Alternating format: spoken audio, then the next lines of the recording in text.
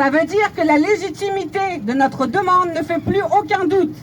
La clause grand-père n'est ni radicale, ni irresponsable, ni impossible. Elle est juste.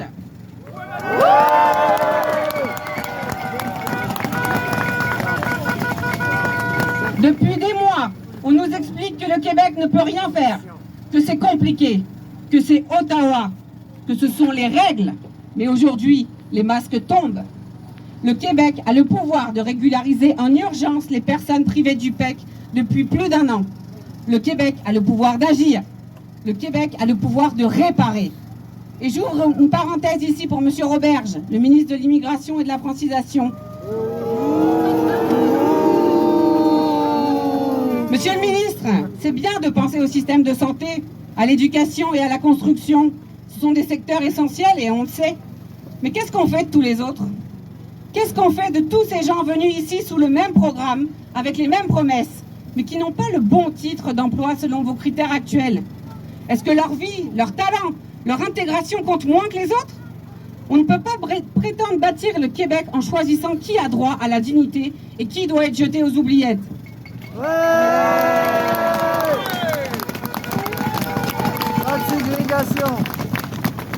Il faut se dire les vraies choses.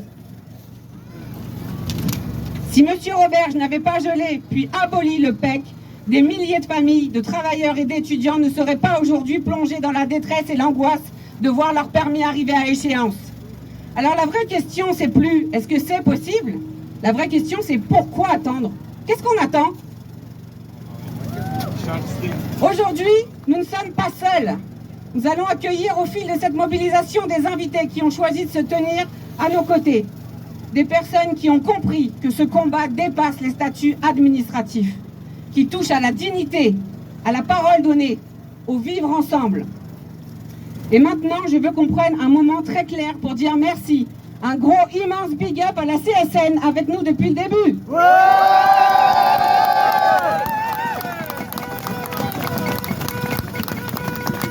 Sans la CSN, pas de logistique, pas de structure, pas de soutien constant, pas de présence fidèle acte après acte.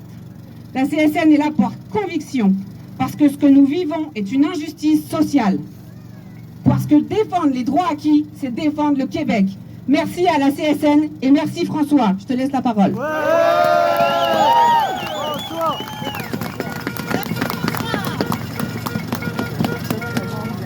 Bonjour, je m'appelle François Proux-Dupéry, je suis secrétaire général au Conseil central de Québec-Chaudière-Appalaches de la CSN.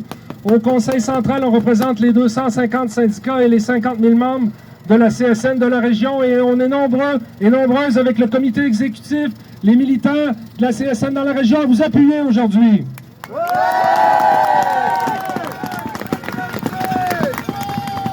On va se le dire, la fermeture du PEC est dégueulasse, inhumaine et inacceptable.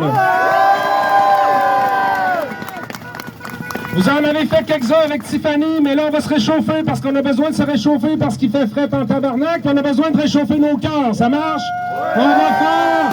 On va faire quelques slogans ensemble. Donc, je vais crier justice, je veux vous entendre dire pour le PEC, puis je veux vous entendre jusque des mots de l'Assemblée nationale. Ça marche, ça? Justice! Pour le PEC! Justice! Pour le PEC! Justice! Pour le PEC! Justice! Pour le PEC! OK, on répète après moi, camarades. Assez bonne pour travailler, assez bonne pour rester! Assez bon pour travailler, assez bon pour rester! Assez bon pour travailler, assez bon pour rester! Assez bon pour travailler, assez bon pour rester! Assez bonne pour étudier, assez bonne pour rester! Assez bonne pour étudier, assez bonne pour rester! Assez bon pour travailler, assez bon pour rester!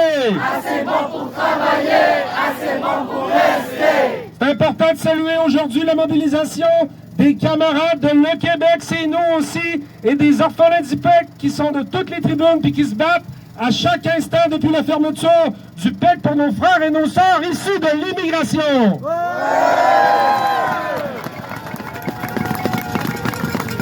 On est à notre 7e manif. Au début, on lançait un cri du cœur puis nos espoirs étaient plutôt minces. Mais maintenant, depuis les 3 derniers mois, petit à petit, L'espoir renaît à coups de manifs, d'entrevues des médias, de présence dans les conseils municipaux, de représentation politique, puis de publication dans les médias sociaux. On est fort de toute notre force ensemble. On le dit souvent, mais on va le répéter. La CSN puis les syndicats sont de notre bord. Les groupes populaires de femmes de défense des droits sont de notre bord. La première et la deuxième opposition officielle sont de notre bord. Les mairies de Québec, Montréal, Laval, Sherbrooke, Trois-Rivières, Saguenay, Alouette, tout le Québec est de notre bord. L'Union des municipalités est de notre bord. Les chambres de commerce, même le Conseil du patronat est de notre bord, tabarnak! Toute la société est avec nous autres. Écoutez pas les personnes qui crachent du venin, ces immigrants. Ils savent que vous êtes nos frères, que vous êtes nos sœurs, que vous êtes dans nos CPE, dans notre domaine de l'éducation, la santé et services sociaux. Ils savent qu'on a besoin de vous autres pour former une société unie.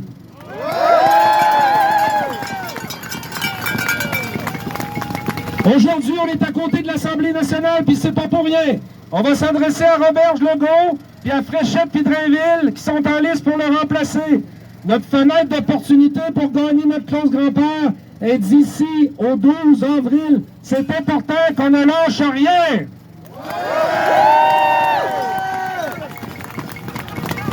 Le gouvernement vous joue du violon à vous autres puis à vos familles partout sur la planète, de toutes les diasporas, en vous disant « Venez-vous-en au Québec, on a besoin d'aide, venez nous prêter main forte dans nos shops, dans nos usines, en santé et services sociaux, en éducation. » Puis, une fois que vous allez être arrivé ici avec le bon niveau de français, puis 2 ans de présence, vous allez pouvoir avoir la résidence permanente.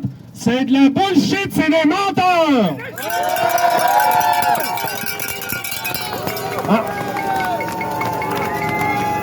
En fermant le PEC, la CAQ brise sa promesse, elle change les règles du jeu en cours de route, puis elle s'attaque à des dizaines de milliers de personnes au Québec, puis à des milliers de membres de la CSN dans la région. La question que je vous pose, c'est, on va-tu l'accepter, ça, nous autres? Non! On va-tu se laisser faire? Non! On est présent dans les CIUS, au CHU de Québec, dans les écoles, on donne des services de santé, on s'occupe de l'éducation du monde. Il y a des centaines de travailleuses et de travailleurs temporaires qui travaillent dans nos usines. Sont manœuvres, sont journaliers, sont soudeurs. Ils travaillent à sueur de leur front à tous les jours. On est des centaines au Club Med, des commerces, dans l'hôtellerie, pour s'occuper des touristes. Sans vous autres, il y a un paquet de shops qui sont en danger et qui pourraient carrément fermer. Sans vous autres, nos services publics puis notre santé et services sociaux en arrachent et s'écroulent.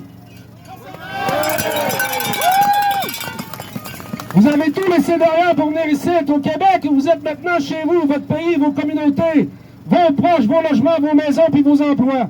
Vous avez appris le français, vous vous êtes intégrés, vous payez vos impôts, vous enrichissez pas le Québec juste économiquement, vous l'enrichissez avec vos cultures, vos langues, vos us et coutumes, vous nous enrichissez humainement.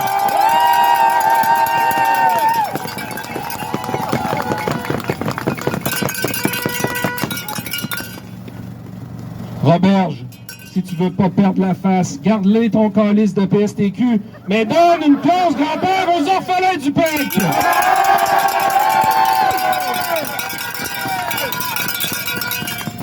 Pour faire image, Roberge, tu roules à 200 km/h en sens contraire sur l'autoroute, puis tu te demandes pourquoi il y a des chars qui arrivent en face de toi. Réveille-toi! On peut pas être fou tout le monde en même temps!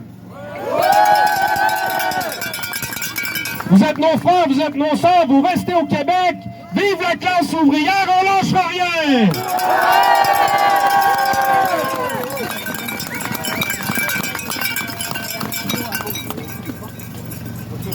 Ok, je reprends le micro. Je vais laisser la parole dans quelques instants à nos invités. On a Sol Zanetti qui est parmi nous, Anthony Dufour, Audrey Bédard, Charles Milliard, Claude Lavoie, Katia Lelièvre, Éric Cyr et Clémentine Bergeron.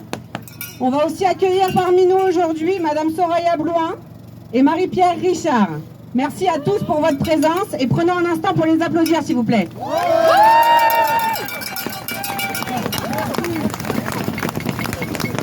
Alors à votre avis, à quoi joue Monsieur Roberge? Est-ce qu'il entend les centaines de témoignages des orphelins du PEC? Quand est-ce qu'on va avoir une vraie réponse? Jusqu'à présent, ce n'est que de la poudre aux yeux. Monsieur Roberge, jusque-là, vous jouez sur les mots. En choisissant seulement certains domaines, le gouvernement dit concrètement à des milliers de travailleurs « Merci pour vos impôts, merci pour votre travail, mais on n'a plus besoin de vous ». C'est une insulte à ceux qui ont bâti leur vie ici. Qui nous dit que dans 6 mois, la santé ne sera plus une priorité non plus? On ne gère pas des vies humaines comme un inventaire de pièces de rechange. Un étudiant en informatique ou en gestion aujourd'hui, il peut très bien travailler dans le système de santé demain. En nous expulsant sur la base de nos diplômes ou de nos emplois actuels, on se prive de la flexibilité dont le Québec a besoin. Nous sommes arrivés avec des règles claires. Nous avons rempli notre part du contrat. Changer les règles pour les nouveaux arrivants, c'est une chose. Mais l'appliquer à ceux qui sont déjà là, c'est du vol de futur.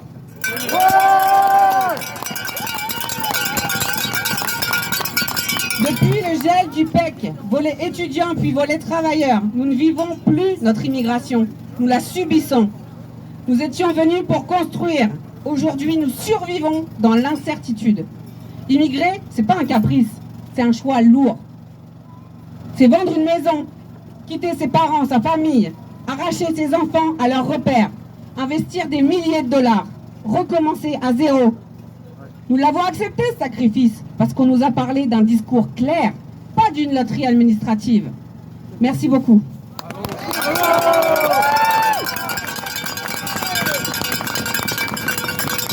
Maintenant, je vais inviter Sol Zanetti, le porte-parole de Québec solidaire, à venir me rejoindre et à prendre la parole. Merci tout le monde, merci infiniment, merci d'être là. Merci à le Québec, c'est nous aussi. Vous faites une mobilisation extraordinaire. Grâce à vous, l'opinion publique au Québec est en train de tourner de bord. Quand les syndicats et les chambres de commerce sont du même côté, ça veut dire que ça fait l'unanimité, ça veut dire que c'est une bonne idée, ça veut dire que c'est la position juste et que c'est la position qui va gagner. Depuis des années, la CAQ regarde ses échecs par rapport à la crise du logement, par rapport aux services publics, et elle met ça sur la responsabilité des immigrants. Et aujourd'hui, pour faire semblant de solutionner quelque chose, qu'est-ce qu'ils font? Ils veulent couper dans les seuils d'immigration, puis ils enlèvent le PEC pour le remplacer par des affaires que personne comprend. Personne n'est dupe. Ces idées-là, c'est des choses qui sont complètement injustes. C'est des choses qui sont injustifiées. Et puis nous, on le voit, et l'opinion publique au Québec, elle s'en rend compte à 100%. Aujourd'hui, on est ici pour appuyer le fait qu'on demande une clause d'Ampère, mais ça, c'est le minimum. Un gouvernement de Québec solidaire rétablirait le PEC pour assurer de la stabilité, du respect et de la dignité à toutes les personnes qui viennent ici construire le Québec.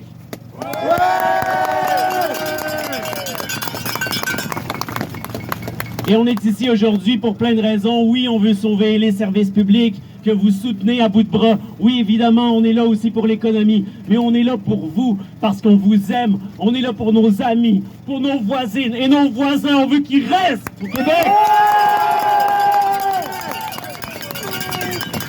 Ces mots-là, ils vont se rendre jusqu'au ministre. Ils vont se rendre aussi jusqu'à la prochaine première ministre ou le prochain premier ministre, on ne sait pas trop. Et puis j'espère qu'ils vont entendre les cris du peuple. Merci tout le monde. Merci d'avoir été là.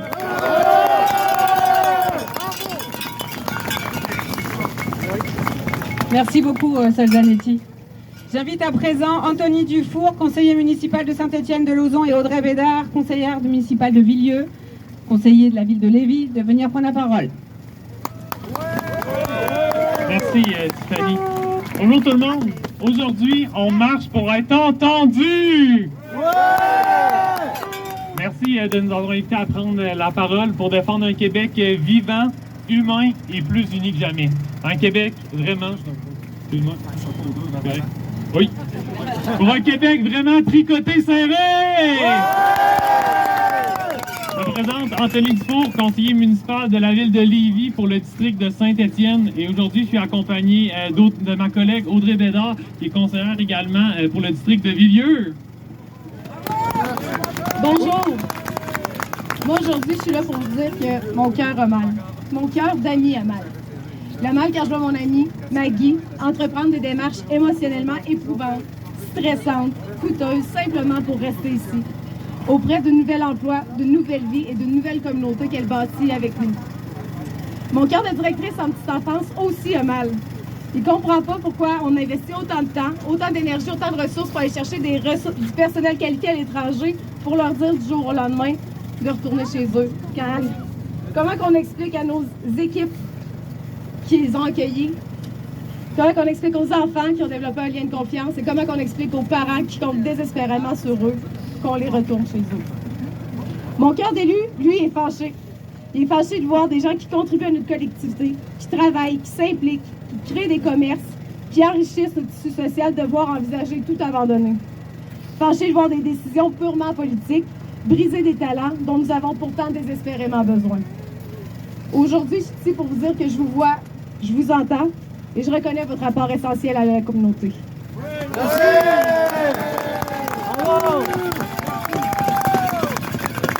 Aujourd'hui, si on est réunis ici, c'est pas pour nous parler de chiffres, c'est pas pour parler de formulaires, mais c'est bien pour parler de vraies vies humaines, des vrais visages, du monde qui ont choisi le Québec, puis que le Québec a lui-même choisi. On le sait, les modifications récentes au PEC ont plongé des travailleurs et leurs familles dans l'incertitude. On parle d'une réelle trahison! Tiffany, j'ai été touché par l'intervention que tu as faite au conseil de ville de Lévis. Puis je veux raconter son histoire un peu. Donc, Tiffany, en ce moment, c'est une orpheline du PEC. Elle a quitté la France en juillet 2023 pour venir s'établir à Lévis, dans un quartier de Pintendre. Pourquoi? Parce que c'est un bel équilibre, justement, un bel environnement, c'est un petit cœur villageois, c'est proche de tout. Elle est maintenant boulangère dans un commerce d'ici. Son conjoint, c'est un chef de sécurité. Elle a une fille qui a 6 ans, un garçon de 9 ans qui vont à l'école Moussaillon. Donc, c'est du monde très intégré dans la communauté, puis dans la communauté lévisienne et de leur quartier. Puis ça, c'est pas des cas isolés, puis on le voit ici aujourd'hui. C'est des milliers de personnes installées dans nos quartiers, dans nos entreprises, qui participent à la vitalité économique, oui, de Lévis, mais aussi de bien des villes au Québec.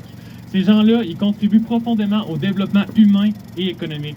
Puis, pour la ville de Lévis, mardi prochain, le maire va présenter une résolution, justement, pour appuyer, finalement, une clause grand-père, une clause de droits acquis. Puis, donc, nous, assurément, on va voter pour. Je pense que ça va être unanime du côté du Conseil. Aujourd'hui, le message est clair, le message est simple. On ne peut pas retirer l'avenir à des gens qui n'ont fait que suivre des règles. On ne peut pas demander à des familles de s'enraciner, puis couper l'arbre quand il commence à porter fruit. On ne peut pas changer les règles en plein milieu de parcours et briser des vies. Aujourd'hui, c'est pas juste une revendication politique, c'est pas juste une plainte, mais c'est un réel cri du cœur. Merci à tout le monde d'être là. Merci Anthony et Audrey, merci beaucoup. Je vais inviter maintenant Charles Millard à venir prendre la parole, s'il vous plaît, député du Parti libéral du Québec. Pas encore député avant que quelqu'un le dise. Donc, merci beaucoup. Bonjour tout le monde. Ça me fait grand plaisir d'être ici aujourd'hui. Vous savez, on est plusieurs centaines. Je ne vois même pas le bout dans le fond. Mais il y a aussi des gens qui sont partout dans d'autres villes du Québec aussi, à Rimouski, à Sherbrooke, à Gatineau, à Montréal. J'aimerais ça qu'on les applaudisse fort, en solidarité. Je veux aussi saluer la présence de Sol Zanetti parce que je pense qu'évidemment l'enjeu est politique, mais que ça ne devrait pas être politique. Ça devrait être un enjeu transpartisan, ce qui se passe aujourd'hui. Et de toute évidence, tout le monde est d'accord, sauf quelques ministres et quelques personnes, de toute évidence, de la CAQ. Et il est grand temps de changer cette réalité-là. On est à quelques mètres du Carnaval de Québec où c'est la fête. Ça devrait être la fête partout au Québec aujourd'hui pour tous les immigrants, et ce n'est pas le cas. On est dans une situation qui, honnêtement, moi, me gêne. J'ai honte de ce qui se passe en ce moment. Et bien sûr, mon appui, je le fais au nom du Parti libéral du Québec, mais je le fais au nom de tous les Québécois, parce que ce qui se passe en ce moment, c'est ignoble. On est allé à l'international dans les dernières années faire des kiosques d'emploi. On avait un grand kiosque avec une photo du stade olympique, de bonhomme carnaval. Puis on a dit aux gens, venez ici, vous allez voir, c'est fantastique, venez nous aider à faire grandir le Québec. Et puis finalement, les gens arrivent ici, se déracinent une première fois, se déracinent même des fois une deuxième fois parce qu'ils arrivent à Montréal et à Québec. Puis ils se rendent compte qu'il y a d'autres opportunités à Rimouski, à Rouen, n'importe où au Québec. Et puis finalement, on leur dit, bien, vous savez quoi? On n'est pas dans les sondages, on a une élection cette année, retournez donc chez vous. C'est inacceptable. Alors, Alors, il est grand temps qu'on ait une clause grand-père. Donc, moi, ce que je propose aussi, et on le fera au Parti libéral, c'est de proposer une motion, de proposer un projet de loi, s'il faut, pour que les députés de la CAQ se pointent le bout du nez et nous donnent leur opinion là-dessus. Et je pense particulièrement à Mme Fréchette et à M. Drainville. Ils aspirent à être premier ministre du Québec. Est-ce qu'ils veulent être premier ministre de tous les Québécois? C'est la question que je me pose en ce moment. Alors, on fera cette demande-là au parti. Et on doit le faire aussi pour des raisons humaines, comme je viens de le mentionner, mais pour des raisons économiques aussi. Promenez-vous sur les étages de nos CHSLD. Promenez-vous dans nos commerces de détail. Promenez-vous dans nos usines. Le futur du Québec est impossible sans vous, avec le choc démographique, mais aussi avec le pouvoir et le potentiel de développement économique qu'on veut avoir au Québec. Alors, on a besoin de vous, que ce soit, comme le disait François tout à l'heure, le fameux PSTQ, le PEC, n'importe quel programme. Il faut que les gens qui viennent ici aient le droit à une chance de réussir, d'être heureux et d'être rassemblés en famille. Et votre présence aujourd'hui témoigne de l'importance qu'on accorde à ça. Et je vous remercie beaucoup d'être ici aujourd'hui. Merci, M. Charles Mila. J'invite maintenant M. Claude Lavoie, conseiller municipal de Québec, à venir me rejoindre, s'il vous plaît. Merci beaucoup. Je vais inviter mes collègues élus municipaux aussi. Très heureux, je vais être bref. Je pense qu'il y a beaucoup de choses qui ont été dites et qui... Merci Tiffany pour l'invitation. Tiffany qui est venue nous raconter son histoire à l'Hôtel de Ville la semaine passée. Je suis bien entouré. Je suis entouré de plein de gens de l'équipe du maire Bruno Marchand qui ne pouvaient pas être là. Je pense que ce n'est pas être trop prêché de façon un peu trop grandiloquente que de dire que M. Bruno Marchand est un pionnier de la lutte en ce moment pour contre l'abolition du PEC, pour la clause grand-père. Je pense qu'il a été un des premiers à s'indigner et notre présence aujourd'hui s'inscrit dans la lignée et dans la vision aussi du maire Bruno Marchand. Nous avons reçu, je pense que j'ai arrêté de compter à 250 ou 300, des courriels de témoignages comme celui de Tiffany qui arrachent les larmes, qui sont vraiment extrêmement émouvants. Vous voyez, j'en parle et j'ai encore des visages, des textes dans ma tête. C'est inacceptable ce qui se passe en ce moment et nous allons continuer d'être avec vous. Nous allons continuer de nous battre pour que le gouvernement recule. Merci tout le monde. Merci beaucoup. Merci à toute l'équipe du conseil municipal de s'être déplacée. Je vais appeler maintenant Katia Lelièvre pour parler, s'il vous plaît. Bonjour camarades. Vous savez, à la CSN, on appuie les gens, l'immigration. On a aidé plusieurs groupes. Les Chiliens, quand il y a eu les mouvements politiques au Chili. On a aidé aussi la diaspora qui était haïtienne. Ça fait des années qu'on travaille avec les populations immigrantes pour tenter de prôner l'inclusion, de faire que ces gens-là puissent s'intégrer dans nos milieux de travail, puissent travailler, avoir les mêmes conditions de vie. Ça fait des années qu'on lutte contre le PTET et là débarque le PEC. La fin du PEC, c'est terrible. Déjà, on est exploité dans certaines entreprises avec le PTET. Là, en plus d'être exploité, on se retrouve avec plus de futur. C'est terrible. C'est un drame pour la population immigrante qui est au Québec ici. À la CSN, on représente 330 000 membres issus de tous les secteurs d'activité qui existent dans le milieu du travail, autant la construction, l'agroalimentaire, l'éducation, la santé, les CPE. Nommez-les, on dit souvent qu'on représente les gens de leur naissance jusqu'à leur mort à la CSN. On a des gens qui travaillent dans tout ça. Et vous êtes là, on vous voit, vous nous écrivez. Je reçois des dizaines de lettres par semaine de vous qui travaillez dans nos rangs avec nos camarades, qui sont syndiqués, puis qui souffrent actuellement de ce que fait le gouvernement. Il faut que ça cesse, puis il faut que ça cesse immédiatement. On fait face à un gouvernement qui est irresponsable. À chaque planification pluriannuelle de l'immigration, on se présente les centrales syndicales pour venir dire que l'immigration, ça ne s'arrête pas à des chiffres. Ça prend une planification. Ça prend une planification des logements. Ça prend une planification de l'apprentissage du français. Ça prend une planification des services aux étudiants. Ça prend tout ça, mais ils font rien. Ils font juste politiser le débat, puis ensuite, quand ils coupent dans toutes nos structures, ils disent que c'est votre faute.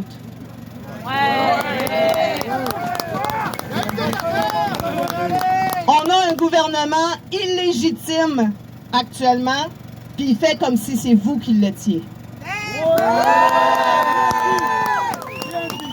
Le gouvernement de la CAQ, quand il est arrivé au pouvoir, il nous disait « on va en prendre moins, puis on va en prendre soin ».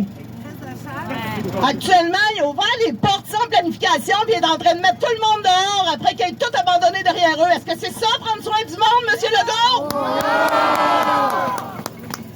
On va être avec vous. Je vous le dis, on est actuellement, la CSN marche avec vous dans les 7 villes du Québec qui sont en train de marcher et on va continuer à le faire parce qu'on croit que votre place, à vous aussi, c'est ici.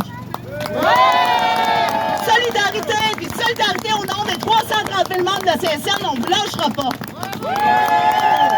Merci beaucoup, Katia. Pour conclure ces prises de parole engagées, on va accueillir maintenant Clémentine Bergeron de la Fédération étudiante collégiale du Québec. Bonjour à vous, je m'appelle Clémentine Bergeron-Isabelle et je suis la vice-présidente de la Fédération étudiante collégiale du Québec. La FEC représente plus de 80 000 personnes étudiantes regroupées au sein de 30 établissements répartis dans 13 régions administratives de l'Abitibi jusqu'en Gaspésie. Aujourd'hui, partout au Québec, des associations étudiantes sont dans la rue pour dénoncer une décision injuste, précipitée et profondément déconnectée de la réalité que vivent les personnes étudiantes. L'abolition du programme de l'expérience québécoise n'est pas seulement un ajustement administratif. C'est une fermeture de porte. C'est un recul. Et c'est un message extrêmement inquiétant envoyé à des milliers de personnes déjà intégrées et déjà engagées dans la société québécoise. L'abolition du PEC et le refus d'instaurer une clause grand-père est particulièrement scandaleux. Elle frappe de plein fouet des personnes qui ont respecté toutes les règles, terminé leurs études et planifié leur avenir en fonction d'un programme que le gouvernement lui-même a mis en place. Du jour au lendemain, on change leurs conditions sans transition, sans alternative et sans égard aux conséquences humaines. Il est temps que le gouvernement assume les promesses qu'il a faites. Le PEC est une voie claire et accessible dans la résidence permanente. Ce n'était pas un passe-droit, c'était une reconnaissance. Une reconnaissance du fait que ces personnes parlent français, vivent ici, étudient ici, travaillent ici et contribuent activement à la vitalité culturelle, sociale et économique du Québec. Un programme répondant parfaitement aux besoins du Québec qui a été aboli sur base de fausses justifications. Cette incohérence a un coût humain. L'insécurité, le stress, la peur de devoir quitter une vie qu'on s'est construite ici. Monsieur Roberge, les décisions prises en ce moment traduisent un profond manque de respect envers les personnes étudiantes et leur contribution au Québec. Abolir le PEC, c'est se tirer dans le pied. C'est envoyer un message que le Québec n'est plus un endroit où l'on peut envisager son avenir sereinement. À tout moins, une clause grand-père est le strict minimum. Nous demandons au gouvernement de reconnaître la contribution immense des personnes étudiantes internationales et de respecter celles et ceux qui ont choisi le Québec, non seulement pour étudier, mais pour y vivre, y travailler et y contribuer pleinement.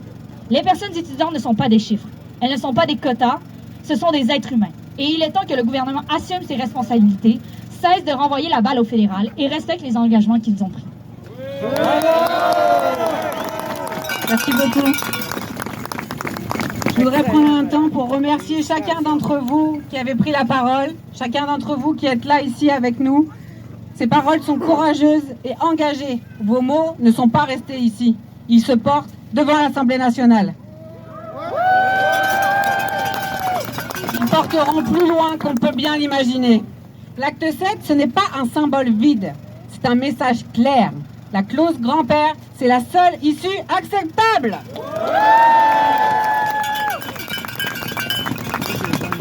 Le retour du PEC ou une mesure équivalente immédiate est une nécessité. Et surtout, nous ne lâcherons pas. Jamais. Nous ne demandons pas un privilège. On demande le respect de la parole donnée. Nous demandons le droit de continuer à vivre ici, où nous travaillons, où nous contribuons, où nous étudions, là où nous avons bâti nos vies. Nous ne sommes pas venus pour partir, Monsieur Roberge. L'acte 7, ce n'est pas la fin. C'est un avertissement tranquille, mais déterminé. On est là.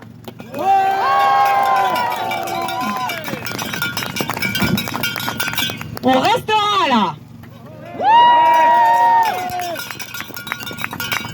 Et on sera tranquille uniquement lorsque la clause grand-père sera accordée à tout le monde.